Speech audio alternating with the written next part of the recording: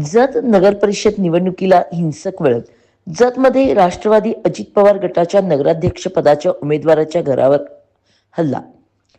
नगराध्यक्ष पदाचे उमेदवार सुरेश शिंदे यांच्या घरावर आणि गाडीवर करण्यात आली दगडफेक.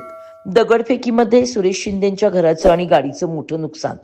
पहाटेच्या सुमारास अज्ञातांकडून करण्यात आली ही दगडफेक.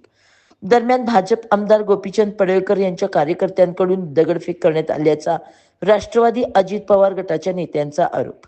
माजी आमदार विलासराव जगताप यांनी हा आरोप केला आहे.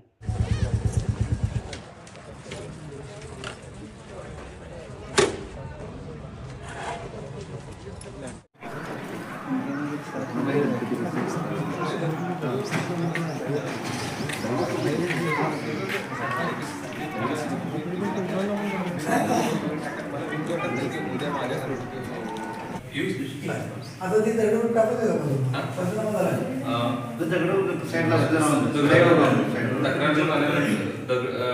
आल्यानंतर मग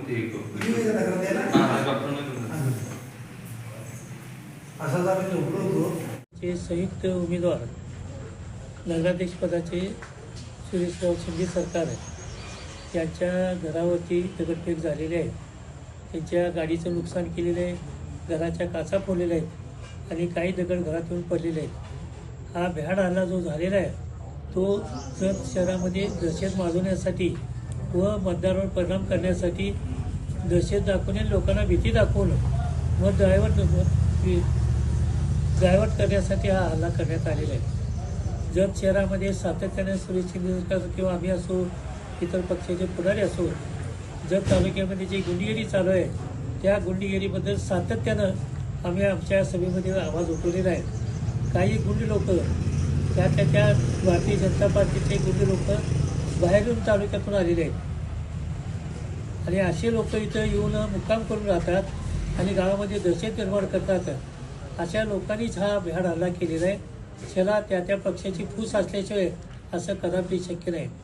भारतीय जनता पार्टीचे जे आमदार आहेत त्या आमदाराची जी भाषा आहे सातत्यानं गुंडगिरीची भाषा आहे. गुंडगिरीशिवाय त्याला काही समजत नाही. विकासाचं खोटं विजन दाखवायचं, लोकांना फसवण्याचं काम हे भारतीय जनता पार्टीचे सध्याचे विद्यमान आमदार गोपीचंद पडळकर करीत आहेत. त्यामुळे लोकांना कायमस्वरूपी खोटी आश्वासन देणं आणि ते खोटी आश्वासनाचा आम्ही लोकांनी पर्दाफाश केल्यामुळं, हे वास्तवात येत नाही हे लोकांना पटवून दिल्यामुळं त्यांनी जे पोचलेले गुंड आहेत त्यांनी हा भ्याड हल्ला केलेला आहे. लोकांमध्ये दहशत निर्माण व्हावी आणि चांगल्या लोकांना मतदान करू नये हा त्यामागचा कुटील डाव आहे. इलेक्शनला एकच दिवस राहिलेला असल्यामुळं लोकांनी भयभीत व्हावं आणि भारतीय जनता पार्टीच्या लोकांना मदत करावी, मतदान करावं अशा प्रकारचा त्यांचा दृष्टी हेतू आहे.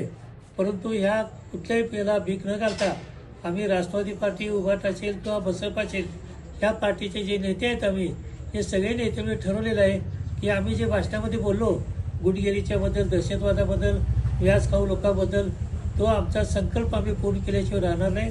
आमच्या संकल्पनेला जत तालुक्यातील जनतेचा भरपूर पाठिंबा आहे. त्यामुळं विरोधकाची वाळू घसरलेले आहेत, त्यांच्याकडूनच हा भ्याड हल्ला झालेला आहे. त्याची पोलिसांनी चौकशी करावी. पोलीस स्टेशनला मी स्वतः फोन केलेला आहे, सुरेश शिंदे सरकारच्या लोकांनी फोन केलेला आहे, त्यांनी त्याची तपासणी केलेली आहे. आणि इथं जे CCTV फुटेज आहेत आमच्या उमेदवार सरकारच्या घरापुढं, त्या CCTV फुटेजमध्ये 2 व्यक्ती पळून गेल्याचं दिसून येते आहे. त्यांनी 2 व्हीलरवर आलेले आहेत.